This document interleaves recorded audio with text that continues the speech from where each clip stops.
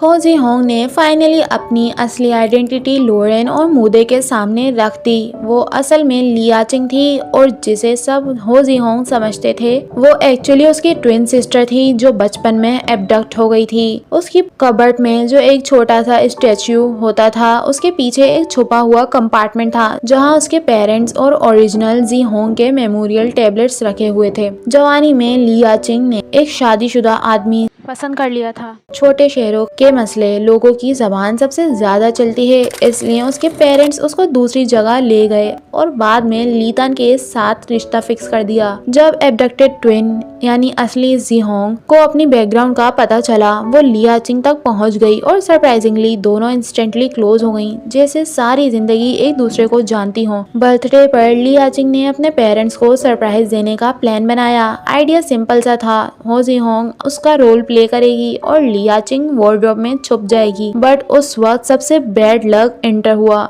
खिड़की से गांगवा अंदर आता है। वो ठीक नहीं लग रहा था। उसने लिया चिंग के पेरेंट्स को मार दिया और जीहोंग पर भी अटैक कर दिया। पर वो ऐसा कैसे कर सकता था? जीहोंग तो बिल्कुल लिया चिंग जैसी थी, जबकि लिया चिंग एक जमाने में उसकी गर्लफ्रेंड हुआ करती थी। लिया चिंग ने ये सब कुछ वार्डरोब के अंदर से देखा। वो बिल्कुल फ्रोजन डरी हुई थी, बेहोश हो जाती है। जब वो होश में आई और बाहर निकली, रूम तबाही का मंजर था। उसके पेरेंट्स और सिस्टर दोनों डेड थे। उस मोमेंट पर उसने डिसाइड कर लिया था कि वो पुलिस के पास नहीं जाएगी, वो खुद रिवेंज लेगी। गांगवा दातोंग भाग गया और लिया चिंग उसके पीछे पीछे। उसने उसका वॉलेट चुरा लिया और अपने पीछे लगाकर एक रिजर्वोयर के पास ले गई जहां पर फ्लड वाटर रिलीज होने का टाइम काफी करीब था। लिया चिंग ने उस पर हमला किया, उसको बेहोश कर दिया और बांध दिया। गांगवा अब तक तो बहुत अच्छे तरीके से उसे समझा रहा था कि उसने कुछ नहीं किया, वो कुछ नहीं जानता। जहां गांगवा ने डिफेंड करने की कोशिश की लेकिन सिचुएशन वहां से और उलझ गई। अचानक झांग गांगवा का बिहेवियर बिल्कुल चेंज हो गया, जैसे कोई डार्क फोर्स उसके अंदर स्विच हो गई हो और उसने लिया चिंग को ओवर पावर कर लिया। वो उसका गला जोर से दबाने लगा, लेकिन जैसे ही रिजर्वोयर का पानी रिलीज हुआ उसका कंट्रोल ब्रेक हो गया। लिया चिंग ने मौका पाकर उसको पानी में गिरा दिया और खुद रेलिंग पकड़कर बच गई। पूरी रात वो वहाँ ही बैठी रही, कम्प्लीटली शैटर्ड। उसने डायरेक्टली किसी को नहीं मारा था, लेकिन ये सब उसी की वजह से हुआ था। पुलिस के पास जाती तो पूरा पास्ट खुल जाता, इसलिए उसने एक नई लाइफ चूज की। वो खुद जीहोंग बन गई। फेंगहाओ से जो भी इंफॉर्मेशन मांग रही थी वो सिर्फ कंफर्मेशन के लिए थी कि गांगवा सच में मर गया था उस रात या नहीं। लीतान के साथ जो रिलेशनशिप था वो सिर्फ शो था, फीलिंग्स कभी भी नहीं थी। सच सामने आते ही लोरेन वापस शाओशैंग चला गया और लिया चिंग अपने आप लोमाहू लौट गई। एक रात लोरेन ने देखा कि पिंगटिंग खिड़की के बार्स खोलने की कोशिश कर रही थी। अगले ही दिन उसने पूरे घर की विंडोज और डोर्स रेनफोर्स करवा दिए। इधर मूदे ने फेंगहाओ से एक एक्सपर्ट का पता किया, शेन मुकुन, जो सुपरनेचुरल फेनोमेना स्टडी करता था। उसने उसे पिंगटिंग और बाकी स्ट्रेंज इंसिडेंट के डिटेल्स शेयर किए, इंक्लूडिंग ह्यूमन स्किन का साइज, डायमेंशन। सुनते ही शेन मुकुन को शक हो गया कि ये कोई पुरानी ओमिनस रेलिक की टाइप की चीज हो सकती है, ऐसी जो लोगों के बिहेवियर को फोर्सफुली ट्विस्ट कर देती है। मूदे ने ये सब लोरेन को बताया, लेकिन उसके पूछते ही अंकल जेंग ने ऊपर से चीख मारकर बोला कि पिंगटिंग को कुछ हो गया है। जब वो ऊपर आया तो पता चला कि पिंगटिंग ने वहां से निकलने की कोशिश में खुद को चोट पहुंचा ली थी। उसको कंट्रोल करते हुए लोरेन भी जख्मी हो गया। ये सुनते ही मूदे ने जिम्मेदारी ली पिंगटिंग की फुल केयर करने की, और इस बार लोरेन ने पहली दफा दिल से अप्रिशिएट किया कि मूदे भी इस फाइट में इक्वली इन्वेस्टेड थी। अब मूदे लोरेन के घर आ गई है।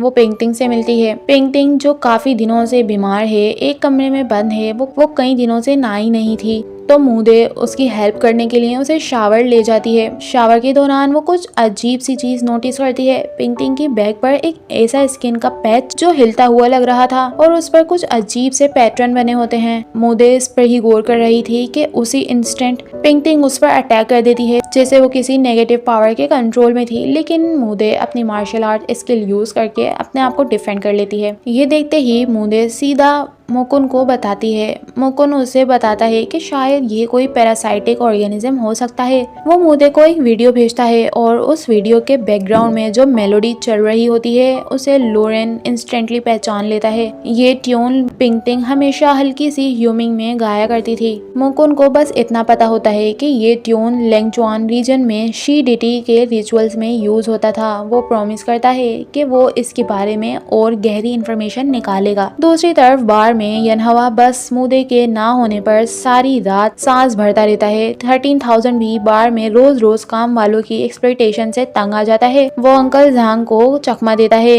कि वो शाओशंग जा रहा है ताकि मुदे को प्रोटेक्ट कर सके और साथ ही साथ यनहवा को भी ले जाता है। इधर मुदे रूम में पेंटिंग को खाना खिला रही होती है। जब लोरेन अंदर आता है वो नोटिस करता है कि मुदे के लिप्स काफी ज्यादा ड्राई हैं और अब जबकि मुदे अपने लिप बाम वगैरह सब अपने घर पे भूल चुकी है तो लोरेन उसे अपनी पॉकेट से लिप बाम निकालता है और उसे देता है और देने से पहले टिप को काट कर साफ करता है। मुदे ये देखकर इम्प्रेस लग रही थी। अब वो नीचे डिनर के लिए आ जाती है। अंकल झेंग मुदे की मदद के लिए बहुत शुक्रगुजार होते हैं और इसी बीच मुदे को एक बड़ी बात पता चलती है। लोरेन और लो पेंटिंग ब्लड रिलेटेड सिबलिंग्स नहीं है बल्कि पहले उन्हें लोग एक दूसरे के साथ सेट करवाने की कोशिश भी कर चुके हैं। ये सुनकर मुदे सेट हो जाती है और अपने आप को स्ट्रांगली याद दिलाती है कि तुम बस यहाँ हेल्प पर फोकस रखना, कोई बेकार ख्याल मत सोचना। 13,000 और यनहवा वहाँ पहुँच जाते हैं और मेन गेट से छुप छुप कर देख रहे होते हैं मगर लोरेन उन्हें सीसीटीवी से देख लेता है और उन्हें अंदर बुला लेता है। मुदे जो उन पर बहुत गुस्सा थी उन्हें वापस जाने का कहती है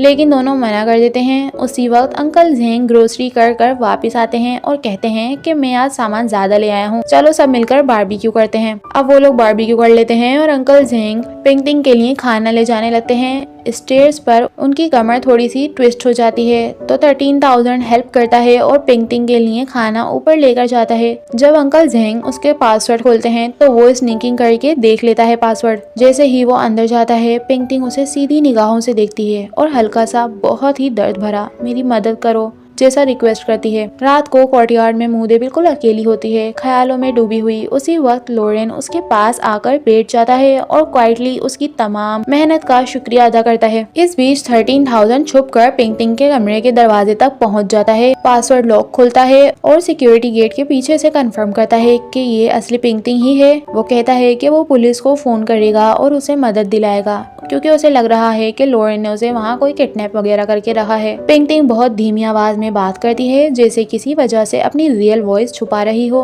जैसे ही 13,000 ज्यादा पास झुकता है वो अचानक उसका हाथ पकड़ लेती है। इन सब की आवाज सुनते ही लोरेन भागकर ऊपर आता है और देखता है कि लो पेंटिंग यनहवा का गला दबा रही होती है। उसने गेट खोल दिया था। वो जल्दी से उसका पीछा करता है। जब पेंटिंग बिल्डिंग से जंप करके भागने की कोशिश करती है लोरेन उसे जोर से पकड़ लेता है लेकिन पेंटिंग उसके हाथ खूब जोर से स्क्रैच कर देती है और जब वो गिरने वाली होती है टाइम पर मुदे पहुंचकर उसे बेहोश कर देती है। मुदे स्किन के पैटर्न की फोटो मुकुन को भेजती है। मुकुन एनालाइज करके बताता है कि ये कोई आम पैटर्न नहीं बल्कि एक पुराना एंशिएंट कैरेक्टर है। पुराने जमाने में इसका मतलब होता था ब्लेड यानी चाकू और जब भी ये पैटर्न उसकी स्किन पर उभरता है पेंटिंग का एपिसोड शुरू हो जाता है। वो पागल हो जाती है, भागती है और किसी को मारने की कोशिश करती है। मुकुन एक और खौफनाक पैटर्न बताता है जहाँ भी कोई बंदा मरता है रेलिक ऑफ इल ओमेन अपनी जगह बदल देता है, किसी और इंसान को चिपक जाता है और अगर पेंटिंग को इस तरह बंद करके रखेंगे तो रेलिक शायद उसे यूजलेस समझ ले और उसे अपनी जान लेने पर मजबूर भी कर सकता है।